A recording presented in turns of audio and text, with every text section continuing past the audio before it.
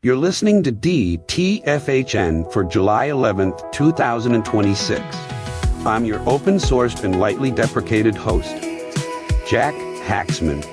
We are your daily tech feed for Hacker News, a website where people who build things argue with people who critique things until everyone learns something by accident. Today's a day for watching closed doors rattle on their hinges. Let's get into it.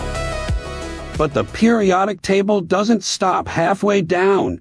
As nuclei get heavier, they pull harder on their electrons. And when a nucleus has 83 protons, those inner electrons are moving in a meaningful fraction of light speed. At that point, you're no longer doing chemistry. You're doing relativity. Einstein's special relativity says that at high velocities, an electron spin and its orbital motion stop being independent properties. They couple, and once spin-orbit coupling kicks in, the neat geometric distinction between a sigma bond and a pi bond, head-on versus side-by-side, dissolves. The categories themselves break down. Lotumvong Group at Braun has now shown this experimentally. They build carbon bismuth molecules, cooled them to near absolute zero, and used photoelectron spectroscopy, firing a laser to knock electrons free one at a time and measuring how far each one flies to determine its binding energy. The spectrum they got doesn't match the textbook triple bond. Instead of 1 sigma and 2 pi bonds, they found 1 pi bond and 2 hybrid sigma pi bonds. The boundary between bond types is, in Wang's word, smear. The physics community has predicted this since the 1970s. Dirac's relativistic quantum equations implied it decades before that. But direct spectroscopic evidence, actually measuring the bond structure and showing the hybridization, that's this paper, full of the principle to its logical end. If the textbook model of bonding is an approximation that fails for heavy elements, then every calculation, every simulation, every materials prediction built on that approximation for heavy element compounds carries an unexamined error. Bismuth is drawing serious research interest right now as a non-toxic alternative to lead in next-generation solar cells, and as a candidate material for quantum computing applications. Getting the bond physics right isn't academic. It's load-bearing for the engineering that follows. The comments on this are worth noting. Several readers pointed out that relativistic effects in heavy elements aren't new. Gold's color, Mercury's liquid state at room temperature, lead-acid battery chemistry all depend on them. True.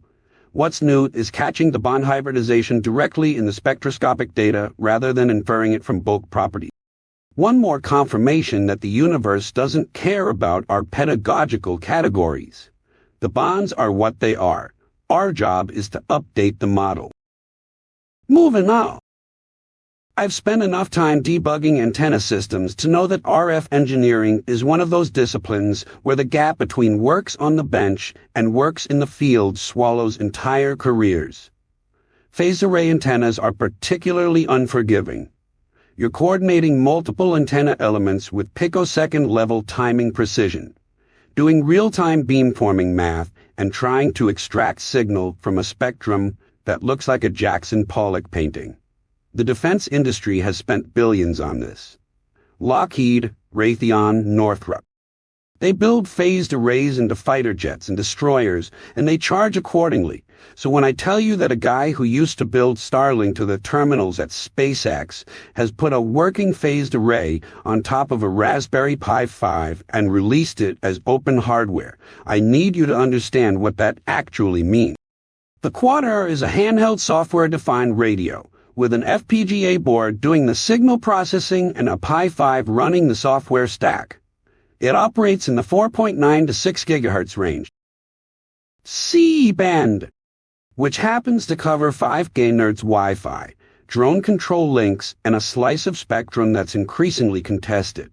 You turn it on, connect to its Wi-Fi hotspot, and you're running GNU radio, SDR tools, and an augmented reality visualizer that paints RF sources as colored blobs overlaid on your camera feed.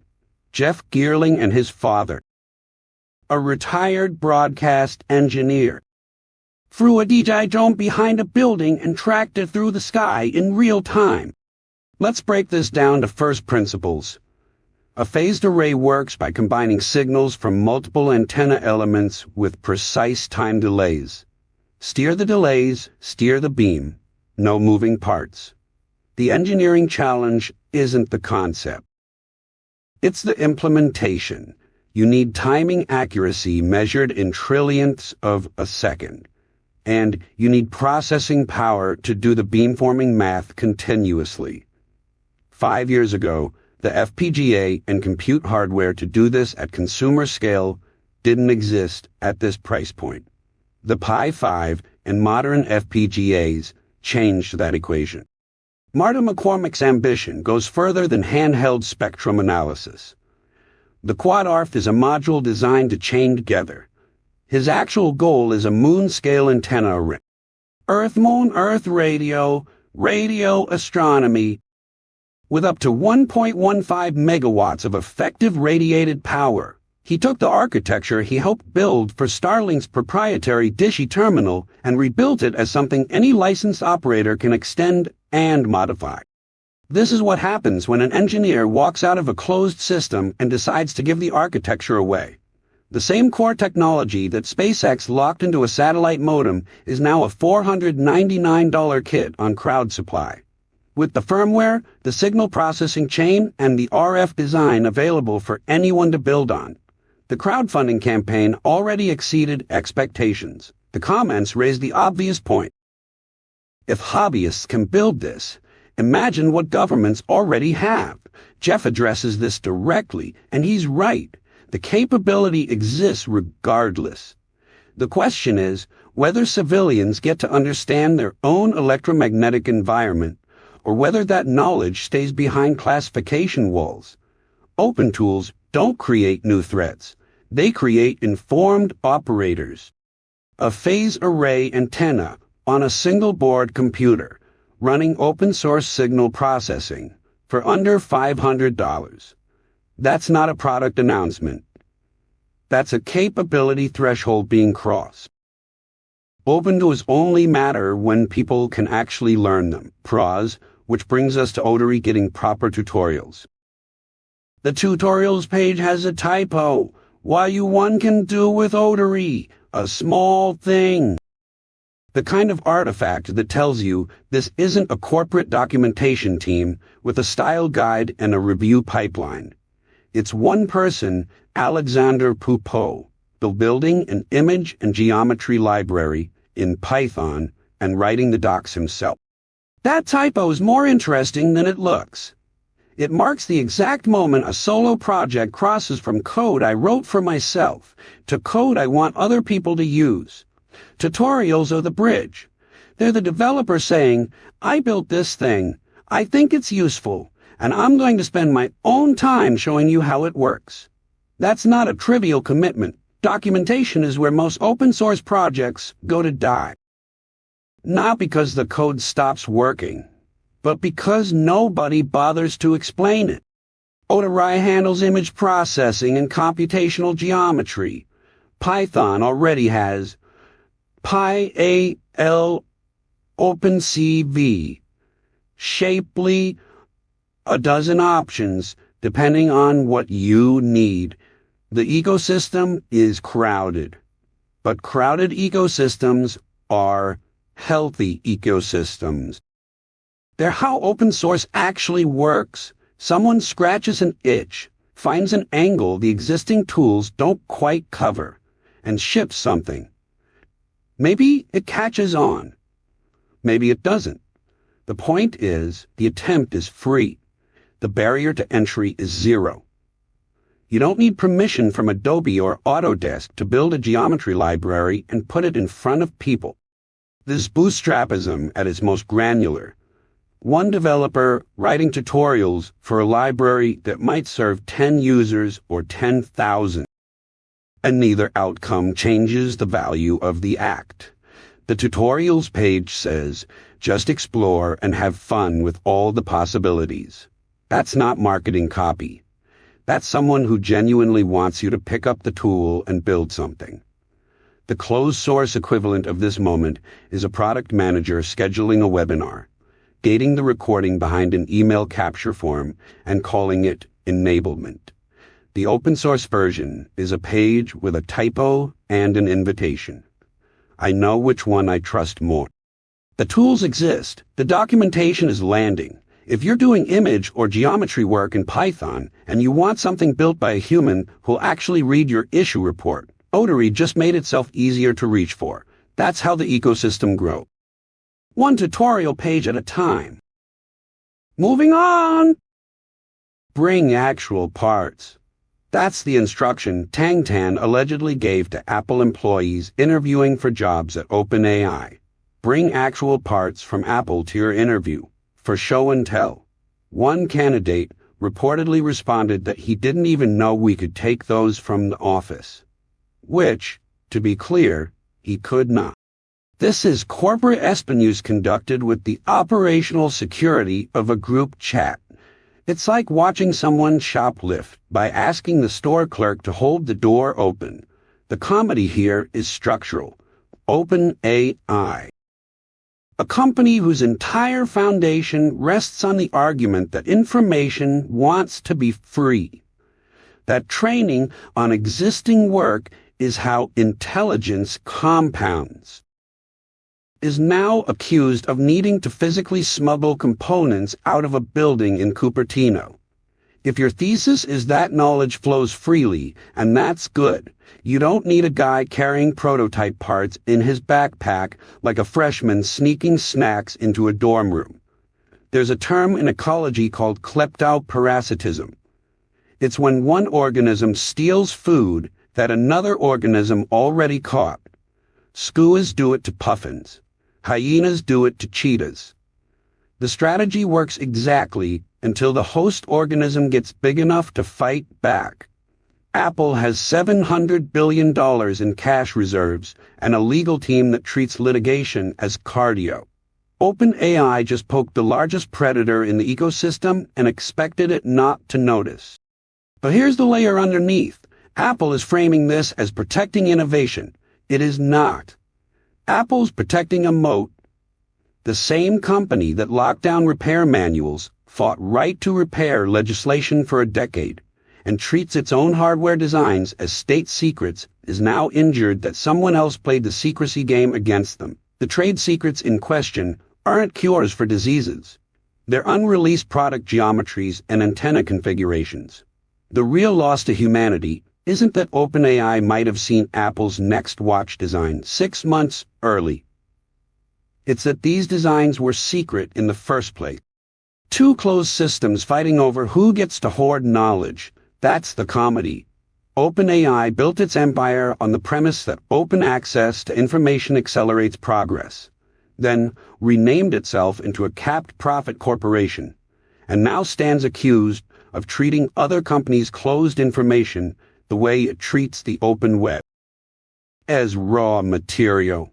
Apple, meanwhile, acts wounded that its vault got cracked while sitting on a decade of repair documentation it fought to keep from the people who bought its products. The engineers caught in the middle. The ones who just wanted to build things are the ones who'll pay. They always are. The executives who built the incentive structures that normalize this behavior will negotiate settlements. The engineers will get blacklisted. The tools should be open. The design should be open. And when $2 trillion closed systems collide over who stole whose secrets, the correct response is to notice that the secrecy was the problem all along. Moving on. In 1987, the United States produced nearly every semiconductor it consumed. By 2015, that number had cratered to 12%. The machines still existed. The physics hadn't changed. What changed was that the knowledge The process recipes, the yield optimization tricks, the 1,000 small decisions that separate a working fab from an expensive building. Migrated to where people were actually making things. Capability isn't a stockpile, it's a practice. Almost $1 billion in federal money has now flowed toward domestic medical glove production, and the United States still cannot reliably make a medical glove.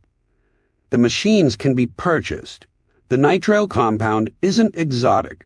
A medical glove is, by any honest measure, a simple manufactured object. Malaysia makes 400 billion of them a year. The question nobody in Washington wants to ask plainly is this: can you buy manufacturing capacity the way you buy fighter jets? Can you write a contract for institutional knowledge? The answer, historically, is no. Manufacturing knowledge is embodied knowledge. It lives in the hands of people who have solved 10,000 small problems on the line. It compounds through repetition, through failure, through the kind of iterative learning that only happens when you are actually running production at scale. You cannot grant fund your way to that. You cannot RFP your way to that. The commenters asking whether the incentive structure is broken are closer to the truth than the policymakers. When you hand a company money before they've demonstrated capability, you've created a research grant dressed as industrial policy. The perverse incentive isn't a bug. It's the architecture. What Malaysia has isn't magic. It's 40 years of compounding process knowledge, shared across suppliers, distributed through an ecosystem where information flows between competitors because the rising tide matters more than any single patent. Open systems again. The same principle that lets 1,000 engineers outpace 100 applies to factories. If the goal is genuine domestic capacity, the path runs through open process documentation, shared tooling, and people making things at volume. Not through billion-dollar contracts awarded to companies that have never shipped product. The tools exist. The chemistry is known. What's missing is the will to treat manufacturing knowledge the way it should be treated. As commons, not as proprietary advantage. Let's pull this thread from the macro to the micro. Cat. Because sometimes open tooling shows up in the most delightful places. Every smart home device you own phones home. Your thermostat talks to Google. Your light switch checks in with Amazon. Your fan reports to a server in Virginia before it will consent to spin. The standard defense is reasonable enough. Cloud infrastructure handles NAT traversal, authentication, discovery. Peer-to-peer EOT sounds elegant in theory, but in practice you hit the wall of consumer routers, firewalls, and the sheer difficulty of making two devices find each other across the open internet without a broker. Fair argument. And iroh just demolished it with a fan. iroh is an open-source networking library built in Rust that handles peer-to-peer connections with relay fallback. What a team just demonstrated is an ESP32 microcontroller, a $4 chip, running iroh's full networking stack, reading a temperature sensor, and driving a fan motor. The client is a WebAssembly app that runs in any browser. The connection is direct, device to device. There is no cloud. There is no account. There is no server between you and your fan that some company can shut down, monetize, or enshitify. The engineering here deserves specific admiration. They compiled iroh plus an entire operating system onto an ESP32 FIRV with 4 megabytes of PS RAM. The resulting binary occupies 95% of available flash. 3.9 megabytes out of 4.1. That is threading a needle at the architectural level. fitting a sophisticated relay-capable networking stack into a space most developers would consider inadequate for a web page. And despite being that close to the limit, they note that adding pure Rust dependencies like IRPC barely moves the needle. The abstractions are tight. One commenter pointed out, you can buy a $36 infrared hub that does the same thing through Google Home. And that is precisely the point.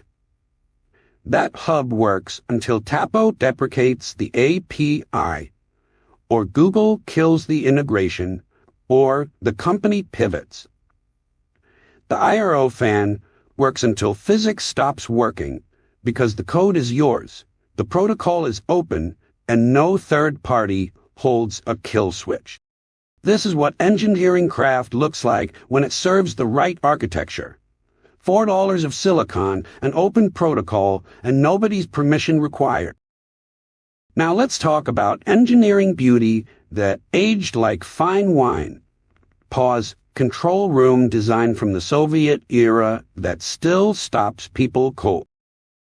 One commenter made an observation worth sitting with. They argued these Soviet control rooms were superior to modern software observability in a specific way.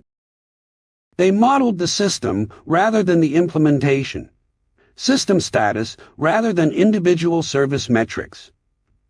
The panel tells you what the plant is doing, not what each sensor is reporting. That distinction maps precisely to a design philosophy that peaked in the 1960s and 70s, before digital abstraction made it cheap to simply dump everything to a screen. The Soviets didn't have a monopoly on this. BV nuclear station in France, built in '72, has nearly identical panels. The British CEGB stations, same era, same logic. What you're looking at isn't Soviet aesthetics. It's the universal result of engineers who had to make complex systems legible to human operators without the crutch of software layers. Each physical dial represents a commitment. Someone decided this variable matters enough to deserve a permanent place on the wall. Someone routed actual wiring to make that reading available at a glance. The cost of adding a metric was high, which meant every metric earned its position. Compare that to a modern Grafana dashboard, where adding a panel costs nothing. So everything gets tracked, and nothing gets prioritized. The seafoam green paint that appears across control rooms from Kyiv to Kentucky. Another commenter linked to the research on this was a deliberate ergonomic choice. Studies from the 1940s showed that particular hue reduced eye fatigue during 12-hour shifts. Form following function at the level of paint chemistry. What's worth celebrating here is that these rooms represent a design philosophy anyone can study and apply. The schematics are public. The ergonomic research is published. The layout principles. Group by system function. Place critical indicators at eye level. Use spatial position as information. These are open knowledge, hard-won through decades of operational experience and freely available to anyone building monitoring systems today. The best modern observability tools are rediscovering what a Soviet engineer knew in 1974. That a human operator needs a mental model, not a data fire hose. Moving on. What happens when you lock the library doors but leave the windows open? LWN.net has been fighting scraper bots for over a year now. And the latest update reads like a case study in perverse incentives. Millions of unique IP addresses hit the site in coordinated waves, each visiting 2 or 3 pages, each pretending to be a human with a browser. By the time you identify one, it's gone. The address will never be used again. The infrastructure behind this is worth understanding. These aren't server farms. They're your neighbor's streaming stick, your cousin's phone. Residential proxy networks route scraping traffic through ordinary consumer devices, often without the owner knowing. Some networks are pure malware. Google took down one called iPidea at the start of the year, and LWN saw months of relative peace afterward. But others operate in the open. A company called Bright Data offers a free VPN, and the price of admission is your device becomes a node in their proxy network. Every phone running that VPN becomes an endpoint aimed at sites like LWN.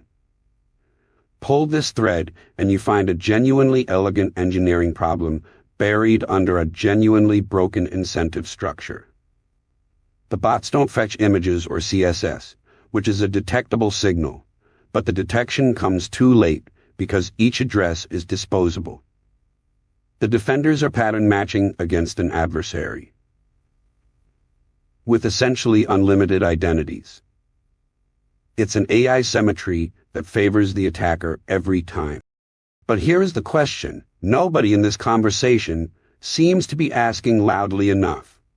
Why does accessing published text require a botnet? One commenter pointed to Common Crawl, an open dataset of the web that anyone can use. The infrastructure exists for open, legitimate access to web-scale text.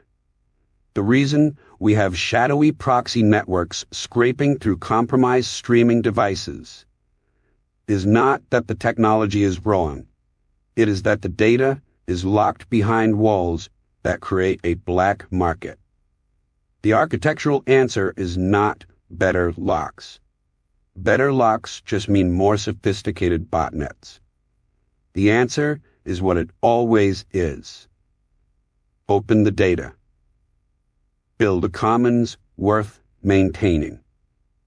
When you make information freely available through legitimate channels, you remove the economic incentive for the malware operators and the bright datas of the world. The scrapers aren't the disease. They're the symptom of artificial scarcity applied to knowledge that wants to be free. LWN, for what it's worth, practices exactly this philosophy. Their content goes public after a brief subscriber window. They fund themselves through readers who value the work, not through access control. That model deserves to survive, and the best way to protect it is not to build higher walls, but to make the walls unnecessary.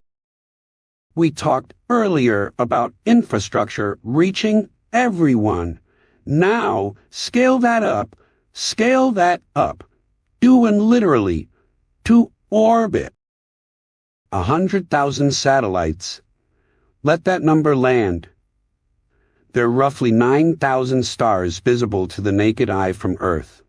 SpaceX wants to put 11 times that many machines in low orbit, each one over 2 tons, blanketing the planet in a proprietary communications mesh controlled by a single company. The technical problem is real. Fiber doesn't reach rural Idaho. It doesn't reach most of the global south. Satellite internet solves a genuine constraint. The last mile problem at planetary scale, and the engineering is legitimately impressive. SpaceX's FCC filing requests spectrum across 6 frequency bands, from Ku-band all the way up to 275 gigahertz. They're claiming a 100-fold bandwidth increase over the current constellation. Run this forward 5 years. If they deliver even a tenth of that promise, you're looking at gigabit connectivity from a device the size of a pizza box, anywhere on Earth. Now imagine that infrastructure was open. Imagine the protocol was a standard. Imagine any manufacturer could build a ground terminal. Any government could negotiate spectrum access directly. Any community network could peer with the constellation. That would be transformative. What we're getting, instead, is one company owning the literal sky. One commenter noticed their kids can see Starlink trains at night, replacing actual stars with corporate hardware. That's not metaphor, that's architecture. The question was never whether satellite internet works. The question is whether global connectivity becomes a public utility or a private toll booth. The filing mentions serving billions of AI-powered devices. The pitch to the FCC is essentially, let us become the backbone for the machine economy, and the FCC will probably say yes, because nobody else is building this. That's the real constraint. The technology is extraordinary. The monopoly forming around it is the oldest story in infrastructure. The phone company, the railroad, the canal. Except this one orbits overhead and there's nowhere to lay competing track. Moving on. I once spent 3 hours writing a build system that saved me 45 seconds per compile. I was very proud of those 45 seconds. I told people about them at lunch. Nobody was impressed because they had finished their actual work and gone home. Ginger Bill published a piece called Good Tools Are Invisible, and it lands because every builder has lived this exact failure mode. The argument is clean. A good tool disappears. You don't think about your hammer. You think about the nail. And the moment your tool forces you to think about it instead of your work, it has failed. Where it gets sharp is the observation that people don't just tolerate that failure. They celebrate it. They turn a tool's limitations into puzzle games, then advertise the puzzle solving as evidence the tool is great. Follow that logic all the way. If friction is fun, then the best tool is the one that fights you the hardest.